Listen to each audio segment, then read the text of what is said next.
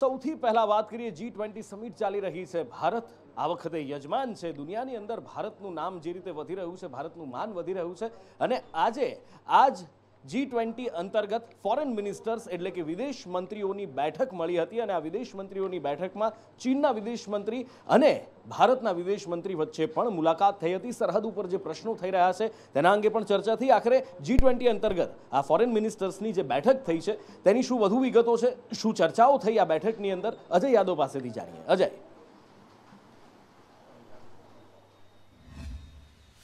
जी नुपुर, आज देश की राजधानी दिल्ली में G20 के देशों के जो विदेश मंत्री हैं उनकी बैठक चल रही है। इस बैठक में 44 देशों के जो प्रतिनिधि हैं वो शामिल होने के लिए आए हैं। जो भी विदेश मंत्री इस कार्यक्रम में शिरकत करने के लिए आ रहे हैं उसका भारत की तरफ से जोरदार स्वागत भी किया जा रहा है।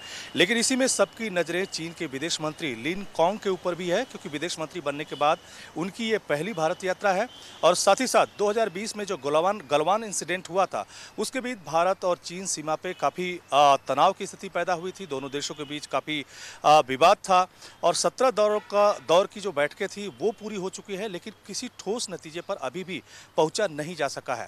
तो इसी लिहाज से ये बैठक काफ़ी अहम थी, जिसमें भारत के विदेश मंत्री एस जयशंकर और चीन के विदेश मंत्री लिन कॉन्ग के साथ उन्होंने मुलाकात की। और खास करके इस बैठक में न सिर्फ द्विपक्षीय मुद्दों पर चर्चा की गई, बल्कि भारत और चीन की सीमा पर जो विवाद बना हुआ है उसको किस तरह से बेहतर तरीके से सुलझाया जाए और किसी नतीजे पर पहुंचाया जाए, इस बात पर भी चर्चा की गई। साथ ही साथ विदेश मंत्री ने ट्वीट करके भी इस मुलाकात को काफ़ी बेहतर बताया और ये भी कहा कि जो G20 का एजेंडा है उसको भी चीन के विदेश मंत्री के साथ शेयर किया गया।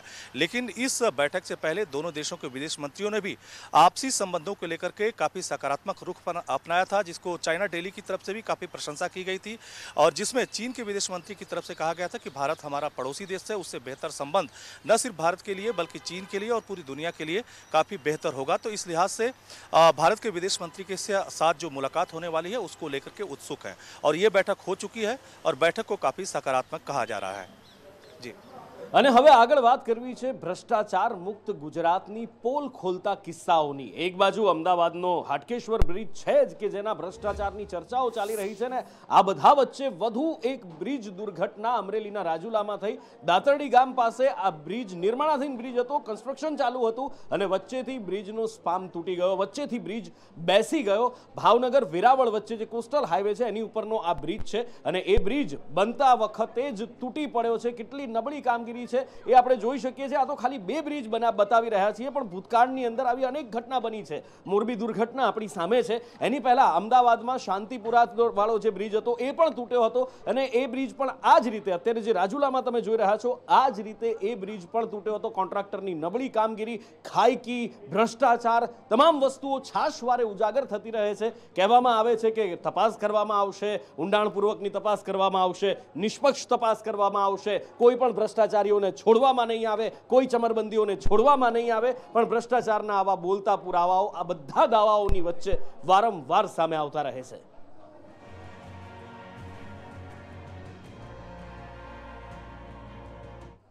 એટલે આ ભ્રષ્ટાચાર ખરેખર ક્યારે બંધ થશે? માત્ર કાગળ ઉપર જ વાતો થતી રહેશે કે જમીની સ્તર ઉપર પણ કઈ કામગીરી થશે? એ સવાલ ઉઠી રહ્યો છે। આ બ્રિજ કેવી રીતે તૂટ્યો, શું અત્યારે ત્યાં આગળ જે નજર જોઈએ તો શું સામે આવી રહ્યું છે, તમામ વિશે મયુર સરવૈયા પાસેથી વિગતો લઈએ। મયુર,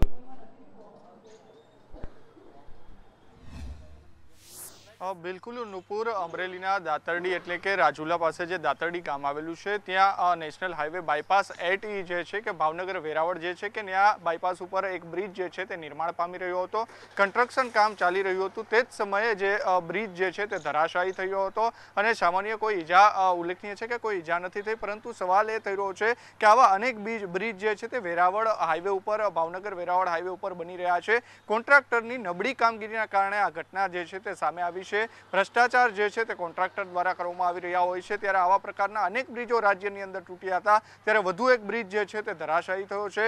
કન્સ્ટ્રક્શન કામ ચાલી રહ્યું હતું વેરાવળ અને ભાવનગર હાઈવે 8E બાયપાસનું, જ્યારે એ સમયે જ્યાં બ્રિજ બનાવવાના હોય છે તે બ્રિજ બની રહ્યા હતા અને આ બ્રિજમાં નબળી ગુણવત્તા અને નબળી કામગીરીના કારણે આ બ્રિજ જે છે તે ધરાશાયી થયો છે। જ્યારે સ્થાનિકો દ્વારા પણ માંગ કરવામાં આવી છે કે આ કોન્ટ્રાક્ટર સામે પગલાં લેવામાં આવે, પરંતુ માત્ર વાતો થાય છે પગલાં લેવાની, કોઈ પણ પગલાં લેવામાં આવતા નથી। ઉલ્લેખનીય છે કે વેરાવળ ભાવનગર હાઈવે જે છે ત્યાં અનેક બ્રિજો જે છે તે હજી પણ નિર્માણ પામી રહ્યા છે અને એ જ કોન્ટ્રાક્ટર છે તે તેમના દ્વારા નિર્માણ પામી રહેવામાં આવ્યા છે। ત્યારે સવાલ એ થઈ રહ્યો છે કે આવી જ નબળી ગુણવત્તા જે છે તે અનેક જાનહાનિઓ પણ સામે આવી હતી ભૂતકાળની અંદર, પરંતુ આવા જે ગુણવત્તા નબળી કામગીરીને કોન્ટ્રાક્ટરના ભ્રષ્ટાચારને કારણે અનેક લોકોના જીવના જોખમે પણ આ જે બ્રિજો જે છે તે બની રહ્યા છે ને કોન્ટ્રાક્ટર ઉપર કોઈ કાર્યવાહી થતી નથી। બિલકુલ, એટલે અત્યારે આ રીતના બ્રિજ બની રહ્યા હોય અને જો આ બ્રિજ બની જાય, આ તો ચાલુ હતું કામ અને તૂટી પડ્યો, પણ બ્રિજ બની જાય, વાહનોની અવર જવર હોય અને જો તૂટે તો કેટલી મોટી જાનહાનિ થઈ શકે। અને આ બાજુ અમદાવાદ મ્યુનિસિપલ કોર્પોરેશનની બહાર પણ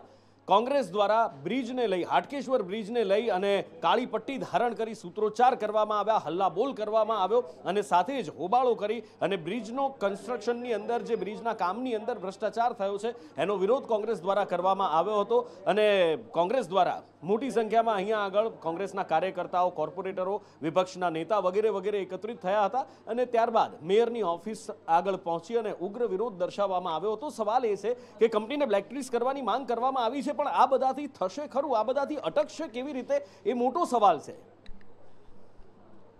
અને વિપક્ષના નેતા શહેજાદ ખાન પઠાણનું શું કહેવું છે આ બ્રિજને લઈને, શું માંગણી છે તેમની, હવે એ જોઈએ। 40 करोड़ की लागत से बनाया गया था।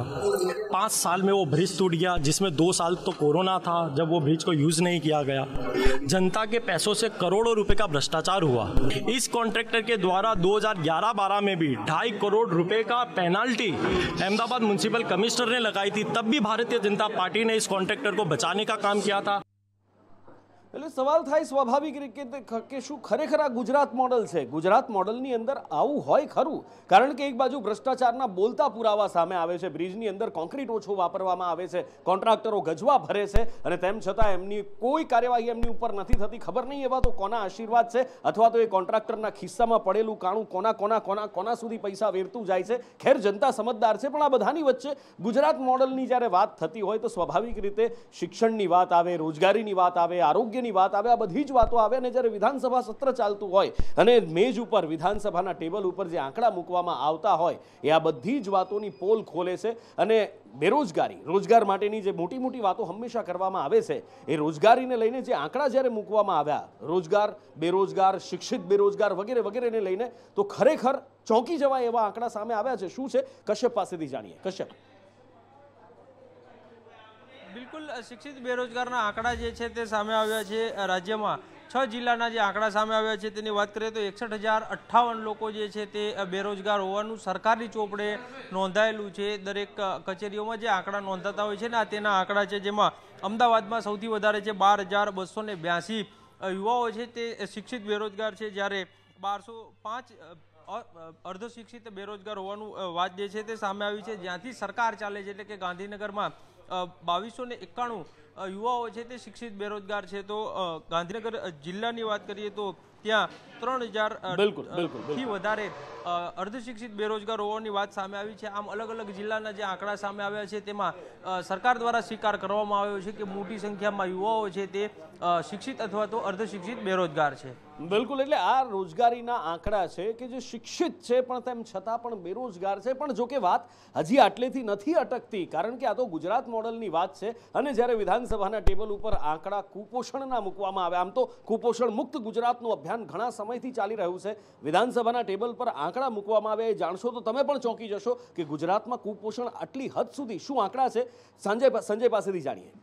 જે ચોક્કસથી આપણે કીધું કે જે કુપોષણનું અભિયાન ચાલી રહ્યું છે, પરંતુ તેના આંકડા છે એ ચોંકાવનારા છે। રાજ્ય સરકાર અથવા તો કેન્દ્ર સરકાર બંને તરફથી પ્રયાસો કરવામાં આવી રહ્યા છે, પરંતુ જ્યારે વિધાનસભા ગૃહની અંદર સરકારે જે આંકડા મૂક્યા તે મુજબ લાખો બાળકો છે જે અત્યારે કુપોષણનો શિકાર બની રહ્યા છે, તેમને પૂરતા પ્રમાણમાં જે ખાદ્ય સામગ્રી છે તે નથી મળી રહી, જેના કારણે ભોગે ડાંગ જિલ્લામાં 575, નર્મદા જિલ્લામાં 2,443, અમદાવાદ જેવા જિલ્લામાં 2,236 કુપોષિત બાળકો નોંધાયા છે। આ ઉપરાંત દાહોદ જિલ્લામાં તો 18,326 બાળકો કુપોષણના ભોગ બન્યા હોવાનું સામે આવ્યું છે। આ ઉપરાંત અનેક બાળકો એવા પણ હોઈ શકે છે કે જેમને હજુ સુધી સરકારી ચોપડે નોંધાયા નથી। આ ઉપરાંત અમદાવાદમાં ઓછા વજનવાળા બાળકોની વાત કરીએ તો 1,739 બાળકો છે, જે અતિ ઓછા વજનવાળા 497 બાળકો કે જેમના જે પોષણ મર્યાદિત આરોગ્ય વિભાગ તરફથી જે મૂલ્યાંકન કરવામાં આવ્યું છે તેમાં આ બાળકોના આંકડા સામે આવ્યા છે। દાહોદ જિલ્લામાં અતિ ઓછા વજનવાળા 13,225 25 બાળકો છે કે દાહોદ અને અમદાવાદ જિલ્લાની સ્થિતિ અત્યંત ખરાબ છે કુપોષણની બાબતે. રાજ્ય સરકાર કે કેન્દ્ર સરકાર જે પણ દાવા કરતા હોય તેની સ્થિતિથી એકદમ વિપરીત સ્થિતિ જોવા મળી રહી છે અને જો આ સ્થિતિમાં સુધારો નહીં આવે તો હજુ પણ વિકટ પરિસ્થિતિ બની શકે છે. બિલકુલ વિકટ પરિસ્થિતિ બની શકે છે. મોટી મોટી જાહેરાતો કરવામાં આવે છે ધાત્રી માતાઓ માટે, આ કુપોષણ દૂર કરવા માટે આ કર્યું, પણ એનું પરિણામ શું આવ્યું એ જ્યારે વિધાનસભાનું સત્ર ચાલુ થાય ત્યારે દેખાય છે. વધારે કંઈ કહેવાનું રહેતું નથી, કારણ કે આંકડા પોતે જ બોલે છે ને. આ જ મોડલની અંદર જ્યારે શિક્ષણની આપણે વાત કરીએ, શિક્ષણની અંદર પણ જે આંકડાઓ સામે આવ્યા, આપણે જોયું કે ગઈકાલે જે રિપોર્ટ મૂકવામાં આવ્યો હતો, કેટલી શિક્ષકોની ઘટ છે, કેટલા શાળાઓના ઓરડા જર્જરિત છે, ને આ બધા વચ્ચે જ્યારે હાયર એજ્યુકેશનની વાત કરીએ, યુનિવર્સિટીઝની વાત કરીએ, તો યુનિવર્સિટી જાણે હોબાળાનો અડ્ડો બની ગઈ છે. ક્યારેક રાજકીય અખાડો બની ગઈ હોય એના કારણે, ને ક્યારેક યુનિવર્સિટીના કેટલાક તકલખી નિર્ણયોના કારણે યુનિવર્સિટી હોબાળાનો અડ્ડો બની ગઈ હોય. અહીં શિક્ષણ ધામના બદલે માત્ર ને માત્ર હોબાળા થતું હોય એવું લાગે છે. વિદ્યાર્થીઓ ભણે તો ભણે કેવી રીતે? વધુ એક યુનિવર્સિટી, વધુ એક તકલખી નિર્ણય અને વધુ એક હોબાળો. શું થયું જય પાસેથી જાણીએ.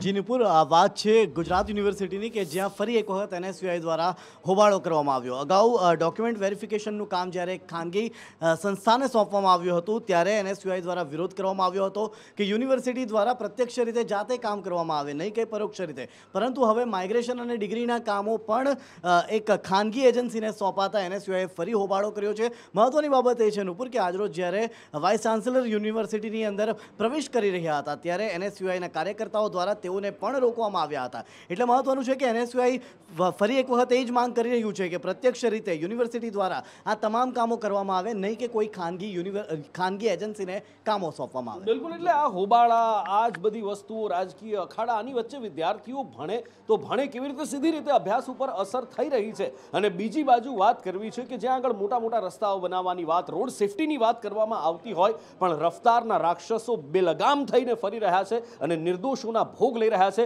વધુ એકવાર અમદાવાદમાં આવો બનાવ બન્યો છે. અત્યારે થોડા જ સમયની અંદર બનેલી આ ઘટનાઓ છે, અકસ્માત, હિટ એન્ડ રન. આ ઈજાગ્રસ્ત દંપતી, આ એક જ બનાવ છે ને એની જ આ તસવીરો છે. ઓવર સ્પીડની અંદર ચાલતી કાર હોય, આરોપીનું ઘર, ઓફિસ, એ નબીરાએ કાર બેફામ રીતે હંકારી. 182, 183 આવી સ્પીડ, 180 જેવી સ્પીડ અમદાવાદના રસ્તા ઉપર કાર હંકારતા હોય એટલે, અને એમને કોઈ જ રોકવા વાળું ના હોય. જો તમારી સ્પીડ 80 થી ઉપર કોઈ સામાન્ય વ્યક્તિની 85 કે 90 જાય તો તરત જ સ્પીડ ગન લઈને પોલીસ તમને રોકશે, મેમો પણ ફાડશે. પણ આવા રફતારના રાક્ષસોને રોકશે કોણ એ સવાલ છે ને એના કારણે ભોગ લેવાઈ રહ્યો છે નિર્દોષોનો. જિગ્નેશ પાસેથી વધુ વિગત લઈએ. જિગ્નેશ, વાત કરવામાં આવે નુપુર તો બનાવ અમદાવાદનો છે કે જ્યાં સત્યમ શર્મા નામના એક કાર ચાલકે BMW લઈને ગત મોડી રાત્રે સિંગલ પરિવારના બે દંપતીને અડફેટે લીધા હતા અને બંને અત્યારે હોસ્પિટલમાં સારવાર ચાલી રહી છે, જેમના ઓપરેશન પણ થશે. મહત્વની વાત એ છે કે જે વિડીયો સામે આવ્યા છે તેમાં સત્યમ શર્મા 200ની સ્પીડ સુધી ગાડી હંકારતો જોવા મળે છે. ટ્રાફિક પોલીસ દ્વારા મોટી વાતો કરવામાં આવે છે કે અમે સ્પીડ ગન લાવ્યા છીએ SG હાઈવે ઉપર તથા જે અમદાવાદના સરાઉન્ડિંગ જે રસ્તાઓ છે ત્યાં તમામ જગ્યાએ CCTV કેમેરા લગાવ્યા છે, જેથી કરીને ઓવર સ્પીડિંગ કરનારા અથવા તો મોડી રાત્રે ગાડીઓ લઈને સ્ટન્ટ કરનારા લોકોને ઝડપી પાડવામાં આવશે. પરંતુ વિડીયો એકાદ વર્ષ જૂનો છે અને હજી સુધી પોલીસે કોઈ કાર્યવાહી નથી કરી. હકીકત ત્યારે સામે આવી કે જ્યારે આજે એક્સિડન્ટ થયા તેને બે લોકોને મોતના મુખમાં ધકેલી દીધા, પરંતુ સદનસીબે તેમને નાની ઈજાઓ થઈ અને તેઓ બચી ગયા. પરંતુ હવે આ મામલે જ્યારે પોલીસ તપાસ કરી, સ્થાનિકોએ સૌ પહેલા જ્યારે ગાડી પકડી ત્યારે ગાડીમાંથી દારૂ મળી આવ્યો, બે અલગ અલગ ગુના નોંધાયા. પરંતુ આ બધી વાત હવે કહી શકાય કે રાંડ્યા પછીના ડાપણની છે. જો એ પહેલા જ પોલીસે આવા જે મોતના રફતારો અથવા તો જે પૂર ઝડપે કાર લઈને ચાલતા લોકો છે, ડ્રાઈવરો છે, તેમના વિરુદ્ધમાં કર્યું હોત તો આજનો કદાચ આ અકસ્માત ન સર્જાયો હોત, બે લોકોના જીવ જોખમમાં ન મુકાયો હોત. અને જો પોલીસની સતર્કતા હોત તો આવા પહેલા પણ બનાવો ન બન્યા હોત. પરંતુ હંમેશા જ્યારે મોટા બનાવ બની જાય છે, વિસ્મય શાહ અથવા તો આજે જે સત્યમ શર્મા નામના જ્યારે આરોપીઓ પોલીસ ગિરફ્તમાં આવે છે ત્યારબાદ તમામ કાર્યવાહી કરવામાં આવે છે. પરંતુ તે પહેલા પ્રોટેક્શનના ભાગરૂપે, એટલે કે લોકોના જીવ બચે તેવી કોઈ પણ કામગીરી થતી નથી. અને જ્યારે આવા બનાવ સામે આવે ત્યારે પોલીસ પાછળથી આખી કામગીરી કરતી હોય તેવું સામે આવતું હોય છે.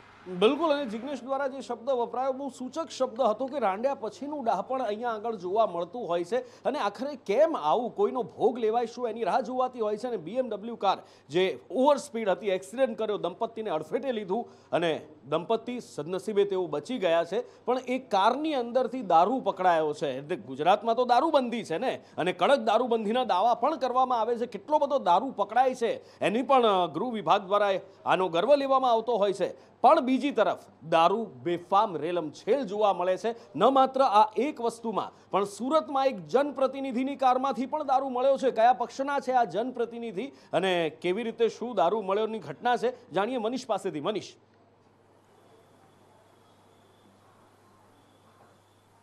जी बिल्कुल, बात करिए तो सूरत शहરની પૂર્વ મહિલા કોંગ્રેસ જે મહિલા મોરચાની કોંગ્રેસની પ્રમુખ છે મેઘના પટેલ, તેને આ સુરત શહેરમાં દારૂ મંગાવ્યો હતો। લલિત બોરસરીવાલા છે તેનો જે એક ઈસમ છે તેની પાસેથી દારૂ મંગાવ્યો હતો। આશરે 7,60,000 રૂપિયાનો દારૂ મંગાવ્યો હતો।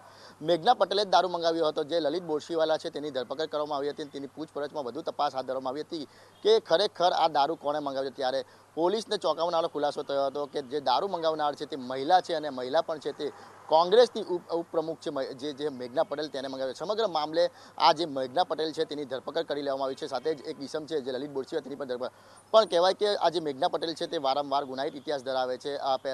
પહેલા પણ તે મારામારીના અપહરણના ગુનામાં તેની ધરપકડ થઈ ચૂકી છે। પરંતુ સુરત શહેરમાં જે રીતના દારૂની રેલમછેલ થાય છે ત્યારે આ જે દારૂના મોટા મોટા નફો મળતા હોય છે ત્યારે આ જે કોંગ્રેસની મહિલા જે પ્રમુખ છે તે પણ હવે દારૂના ધંધામાં આવી ગઈ છે અને આ દારૂની જે કહેવાય કે દારૂ વેચાણના ધંધામાં જોડાઈ ગઈ છે। ત્યારે પોલીસે બાતમીના આધારે આ બંનેની ધરપકડ કરીને કાયદેસરની કાર્યવાહી હાથ ધરી છે। જી બિલકુલ, એટલે કાયદેસરની કાર્યવાહી હાથ ધરી છે, ધરપકડ કરી છે। મેઘના ગુનાહિત ઇતિહાસ ધરાવે છે વગેરે વગેરે બાબત સાચી, પણ દારૂ આવ્યો ક્યાંથી, મેઘનાને દારૂ આપ્યો કોણે, છેક સુરત સુધી દારૂ પહોંચ્યો કેવી રીતે, આ બધા સવાલોના જવાબ કોઈ આપી શકશે ખરા? કારણ કે દારૂ પકડાય છે તો ગર્વ લેવામાં આવે છે કે આટલી ટ્રક દારૂ પકડાયો, પણ કોઈની વ્યક્તિ પાસેથી દારૂ પકડાય છે તો એની પાસે પહોંચ્યો કેવી રીતે, જો એ સવાલ પૂછવામાં આવે તો મૌન ધારણ કરી લેવામાં આવે છે। કારણ કે કાયદો વ્યવસ્થાના ત્યાં આગળ ધજાગરા ઉડતા દેખાય છે અને આજ સુરતની અંદર કાયદો વ્યવસ્થાના ધજાગરા જે ઉડ્યા છે, કદાચ તમને લાગે નહીં જે આગળની ઘટના હું તમને કહેવા જઈ રહ્યો છું કે કદાચ ગુજરાતમાં આવું બને, કારણ કે કોર્ટની અંદર,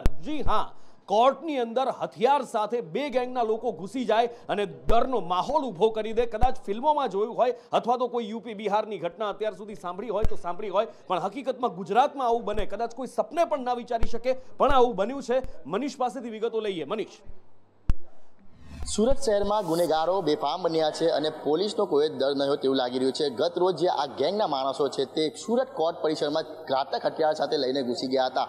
સમગ્ર મામલે વકીલો અને જે કહેવાય કે ફરિયાદીઓને જાણકારી આવતા ઉમરા પોલીસ સ્ટેશનને જાણકારી આપી હતી। ત્યારે 17 થી 18 જે લોકો છે ગેંગના માણસો છે, ઇમરાન દાલચાવલ ને ઇમરોઝ શેખ જે ગેંગના માણસો છે તે આમને સામને થઈ ગયા હતા। પોલીસને જાણકારી આપવામાં આવી હતી। પોલીસે તાત્કાલિક ત્યાં પહોંચીને આ ગેંગના માણસોને ઝડપી પાડવામાં આવે છે। ઘાતક હથિયારો પણ તેમની પાસેથી ઝડપી પાડવામાં આવે છે। કહેવાય કે સુરત શહેરમાં ગુનેગારોને કોઈ જ ખોફ નહીં હોય, એટલે કહેવાય કે કોર્ટ પરિસરમાં તેઓ હત્યા લઈને ઘૂસતા પણ ગભરાતા નથી। હાલ તો આ તમામ મામલે એક આરોપીની પોલીસે ધરપકડ કરી છે, ત્યારે 17 થી 18 અન્ય જે ગેંગના ઈસમો છે તે હજી ફરાર છે, પોલીસ પકડતી દૂર છે। ત્યારે હવે જોવું રહ્યું કે આ ગેંગના માણસો ક્યારે અને કેવી રીતના પકડાય છે। કેમેરા પર્સન ભૂષણ ચૌધરી સાથે મનીષ પરમાર, સંદેશ ન્યૂઝ, સુરત। એટલે દારૂની વાત હોય કે ખુલ્લેઆમ હથિયારો સાથે ફરવું અને એ પણ કોર્ટ પરિસરની અંદર જતા રહેવું, એ પણ સુરત જેવા શહેરની અંદર સૌથી મોટી શરમની વાત કાયદો અને વ્યવસ્થા માટે હોય। અને જ્યારે સુરતની અંદર આવી ઘટના બને તો બીજા કયા શહેર સુરક્ષિત હોય, આ સવાલ ઉઠે છે। કેમ? કદાચ મારે કહેવાની જરૂર નથી, આપ સમજદાર છો એ બાબતને લઈને, પણ કાયદો વ્યવસ્થા, સામાન્ય વ્યક્તિઓ ભય અને ફફડાટની અંદર જીવે એ સ્વાભાવિક છે। આ બધા વચ્ચે આગળ વાત કરવી છે, ભારતીય જનતા પાર્ટી દ્વારા સંગઠન માળખાની અંદર ફેરફાર કરવામાં આવી રહ્યા છે। 4 જે જિલ્લા પ્રમુખો છે એમના રાજીનામા લઈ લેવામાં આવ્યા હતા અને હવે એ 4 જિલ્લા પ્રમુખોની ફરી નિમણૂક કરવામાં આવી છે। ભાજપ જિલ્લા અધ્યક્ષની નિમણૂક કયા કયા જિલ્લાઓ છે, કોની કોની નિમણૂક કરવામાં આવી છે, ફોનલાઈન પર કશ્યપ જોશી જોડાયા છે। કશ્યપ પાસેથી જાણીએ। કશ્યપ, થોડા દિવસ અગાઉ 4 જિલ્લા પ્રમુખો છે ભાજપના, તેને સ્વૈચ્છિક રાજીનામા આપી દીધા હતા અને તે 4 જિલ્લામાં નવા પ્રમુખોની નિમણૂક છે તે ભાજપ દ્વારા કરવામાં આવી છે। મહેસાણા જિલ્લામાં ગિરીશ રાજગોરને જવાબદારી સોંપાઈ છે, તો ભાવનગર શહેરમાં અભયસિંહ ચૌહાણ છે તેને જવાબદારી સોંપવામાં આવી છે। ભાવનગર જિલ્લાની વાત કરીએ તો રાઘવભાઈ મકવાણા જે છે, આરસી મકવાણા સરકારમાં પૂર્વ મંત્રી રહેલા છે, તેને જવાબદારી સોંપાઈ છે। તો બોટાદમાં મયુર પટેલ છે તેને જવાબદારી સોંપવામાં આવી છે। મહત્વનું છે કે આની સાથે સાથે 2 મોરચાઓ છે, પ્રદેશ સ્તરના જે 2 મોરચાઓ છે તેના અધ્યક્ષો ચૂંટણી લડ્યા હતા અને તે જીતી ગયા છે। ત્યારે એ બંને મોરચા છે તેમાં પણ પ્રમુખોની નિમણૂક છે તે કરવામાં આવી છે, જેમાં બક્ષીપંચ મોરચો છે તેમાં મયંક નાયકને જવાબદારી સોંપાઈ છે, તો જ્યારે અનુસૂચિત જાતિ મોરચો છે તેમાં ગૌતમ ગેડિયાને જવાબદારી સોંપવામાં આવી છે। બિલકુલ, એટલે આ સંગઠનની અંદર ભારતીય જનતા પાર્ટી દ્વારા સંગઠન માળખામાં ફેરફાર કરવામાં આવ્યા છે, પણ એ પહેલા આપણે વાત કરી રહ્યા હતા પૂર્વોત્તરના રાજ્યોની અંદર ચૂંટણી યોજાઈ રહી છે, એટલે કે ચૂંટણીના પરિણામો આજે આવી રહ્યા છે અને આ પરિણામો ભારતીય જનતા પાર્ટી માટે હરખ પેદા કરનારા છે, થોડી ચિંતા પેદા કરનારા પણ છે। આખરે શું પરિણામો આવી રહ્યા છે, આ 3 રાજ્યોની અંદર કોણ જીતી રહ્યું છે, કોણ આગળ ચાલી રહ્યું છે, જે હમણાં આગળ પાછળનો એક દોર ચાલ્યો હતો અને એની અંદર હવે ભારતીય જનતા પાર્ટીની સ્થિતિ, અન્ય પાર્ટીઓની સ્થિતિ શું છે, अजय यादव पासेથી जानिए। अजय,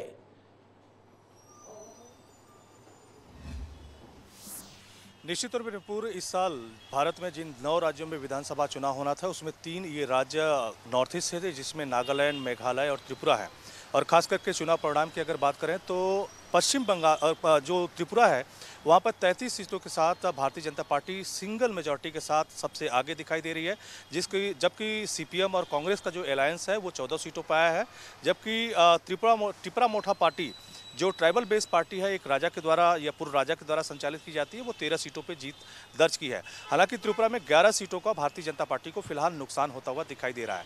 लेकिन नागालैंड में जहां पे भारतीय जनता पार्टी एनडीपीपी के साथ अलायंस में चुनाव लड़ रही है, वहां पर बम्पर जीत मिली है। हालांकि भारतीय जनता पार्टी को हिंदू पार्टी बता करके वहां पर कैंपेन चलाया गया और ये भी कहा गया कि किस तरह से ईसाइयों के विरोध में ये पार्टी है, जबकि जो अलायंस हुआ है उसने इस बात को इनकार कर दिया है और 37 सीटों के साथ एनडीपीपी और भारतीय जनता पार्टी का अलायंस जो है वो बम्पर मेजॉरिटी के साथ आगे बढ़ चला है। लेकिन मेघालय में अगर बात करें तो यहाँ पे भारतीय जनता पार्टी को कोई खास सफलता नहीं मिली है, सिर्फ 4 सीटों पे सफलता हासिल हुई है। हालांकि पिछले विधानसभा में यहाँ पे भारतीय जनता पार्टी 2 सीटों पे जीती थी, जबकि एनपीपी जिसकी पिछली सरकार थी, जिसके जो भारतीय जनता पार्टी के साथ चल रही थी और अलायंस इलेक्शन से ठीक पहले दोनों का अलायंस टूट गया था। एनपीपी अकेले चुनाव लड़ रही थी और भारतीय जनता पार्टी अकेले चुनाव लड़ रही थी। यहाँ पे एनपीपी जो है 25 सीटों पे आगे फिलहाल दिखाई दे रही है और इसमें बहुत सारी सीटें वो जीत चुकी है। जबकि भारतीय जनता पार्टी 4 सीटों पर, टीएमसी यहाँ पे 5 सीटों पे जीती हुई है, कांग्रेस यहाँ पे 5 सीटों पे जीती हुई है। हालांकि जो एग्जिट पोल के नतीजे आए थे उसमें हंग असेंबली की बात की गई थी, लेकिन फिलहाल यहाँ पे एनपीपी सरकार बनाने की स्थिति में दिखाई दे रही है। जी, અને આગળ વાત કરીએ અદાણી હિન્ડનબર્ગ રિપોર્ટ અને ત્યારબાદ શેર બજારમાં કડાકો અને ત્યારબાદ તપાસની ઉઠેલી માંગ સુપ્રીમ કોર્ટમાં આખો મામલો પહોંચ્યો અને સુપ્રીમ કોર્ટમાં આજે સુનાવણી હાથ ધરવામાં આવી। કોર્ટે શું કહ્યું જાણીએ દિવ્યા પાસેથી। દિવ્યા,